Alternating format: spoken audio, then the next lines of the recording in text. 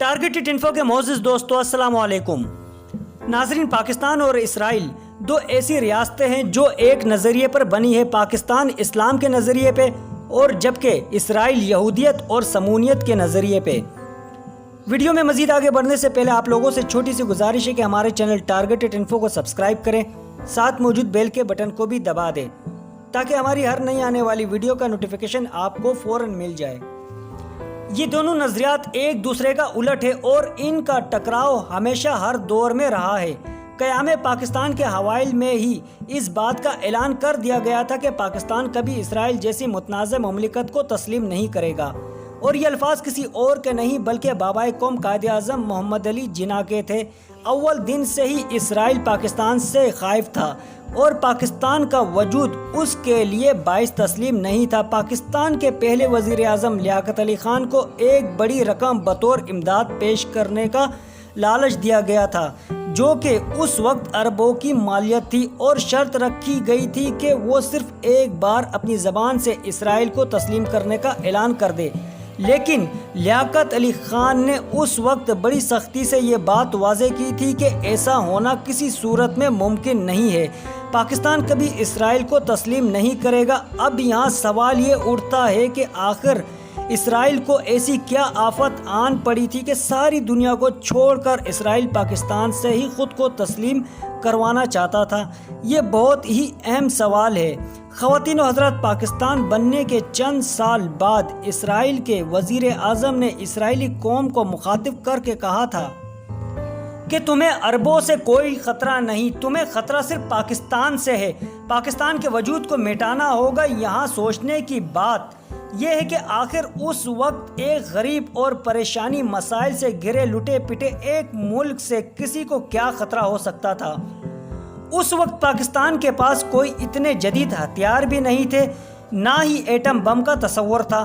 عرب ممالک تو اس وقت بھی تیل اور قدرتی وسائل سے مالا مال تھے، اسرائیل کو ٹکر دینے کی پوزیشن میں بھی تھے، لیکن اسرائیل کی کمال چالاکی سے ان کی حکمرانی میں عیاشی اور فحاشی کا ایک ایسا زہر سرایت کرایا کہ وہ اسرائیل کے خلاف بولنا بھی بکواس سمجھنے لگے۔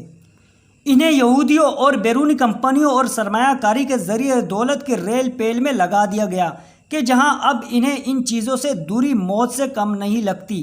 پاکستان کو ہر طرح سے لالچ دینے کے بعد 1965 میں انڈو پاک ہورریس جنگ چھڑی گئی، جہاں اسرائیل نے انڈیا کی ہر طرح سے مدد کی، لیکن الحمدللہ مجاہدین وطن نے دشمن کو مار بھگایا۔ اسرائیل نے ہر فارم پر خاموشی سے ہی صحیح لیکن پاکستان کی مخالفت کی۔ ہمارے ملک کے غدار سیاستدانوں کو شاید دہائیاں پہلے ہی اسرائیلی مال کے لیے اپنا ملک دھرم بیچ دیتے تھے، لیکن اس قوم کی طرف سے آنے والے رد عمل اور پاک فوج کی طرف سے سخت مخالفت کا ڈر ہمیشہ انہیں اس قدم سے روکتا رہا۔ ہمارے سیاستدانوں نے ملک کو اسرائیل اور اس کے دجالی اداروں کا محتاج کرنے میں کوئی کسر باقی نہ رکھی۔ یہ اسرائیل کا ہاتھ ہی تھا کہ 1971 میں آپ 2 لخت ہو گئے۔ IMF جیسے دجالی اداروں نے پاکستان پر اپنے خزانوں کے منہ کھول دیے تاکہ ہمارے حکمران کھل کے مال مار سکے اور آخر میں اس ملک کو محتاج کر کے اپنا غلام بنایا جا سکے۔ اصل میں نیو ورلڈ آرڈر ہی اصل وجہ ہے کہ یہودی پاکستان کے پیچھے پڑے ہیں کہ کچھ بھی لے لو لیکن ہمیں تسلیم کر لو۔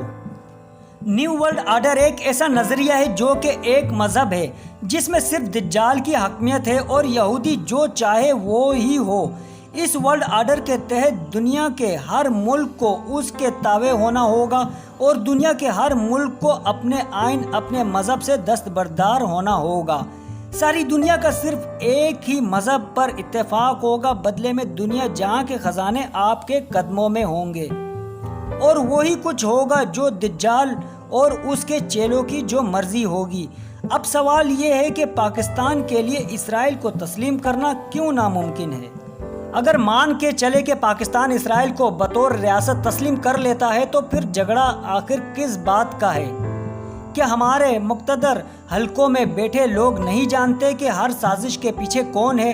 پھر ہمیں اتنی جنگیں کرنے اور 17 سال امریکہ کو افغانستان میں برداشت کرنے کی کیا ضرورت تھی؟ ہمیں ایٹم بم بنانے کی کیا ضرورت تھی؟ پھر کیا ضرورت تھی ہمیں مقدس مقامات کی حفاظت کی قسم لینے کی؟ کیا ضرورت تھی اتنی فوج کی؟ یہ ساری دنیا تتر بتر ہو جائے گی اگر آج اسرائیل کو تسلیم کرنے کا اعلان کر دو۔ اگلے 5 منٹ میں پاکستان کے خلاف ہونے والی کسی سازش کا نام و نشان نہیں ہوگا۔ دنیا کی ہر نعمت پاکستانیوں کے قدموں میں ہوگی، کیونکہ اسلام سے آپ دستبردار ہو چکے ہوں گے اور دجال کا راستہ صاف ہو جائے گا۔ دنیا میں موجود آپ کے مخالفین آپ پر برتری حاصل کریں گے۔ اگر پاکستان اسرائیل کو تسلیم کرتا ہے تو یہودی نیو ورلڈ آرڈر میں کامیاب ہو جائیں گے۔ پاکستان ایک واحد اسلامی وہ ملک ہے جو ان کی کارستانیوں کو تسلیم نہیں کرتا۔ اگر وہ بھی انہیں تسلیم کر لے تو پیچھے بچا ہی کیا۔ ایک آخری بات، 2020 کے آخر تک اسرائیل کو ہر حالت میں نیو ورلڈ آرڈر کو لاگو کرنا ہے۔ اس دوران سب سے زیادہ آپ کو آپ کی فوج کے خلاف کیا جائے گا، کیونکہ نیو ورلڈ آرڈر اور دجال کے راستے میں یہی سب سے بڑی رکاوٹ ہے۔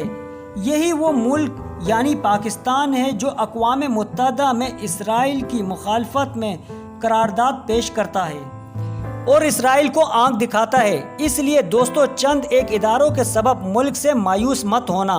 یہ فوج حکومت اور عوام میں اختلافات پیدا کرنے کے منتشر ہے۔ اب آگے آپ پہ منحصر ہے آپ کا کتنا ظرف ہے۔ اللہ پاک پاکستان کی حفاظت فرمائے اور اسے دشمن کی گندی نظروں سے محفوظ رکھے۔ دوستو، امید ہے آپ کو ہماری یہ ویڈیو پسند آئی ہوگی۔ اس ویڈیو کو لائک کر کے اپنے دوستوں کے ساتھ بھی شیئر کریں۔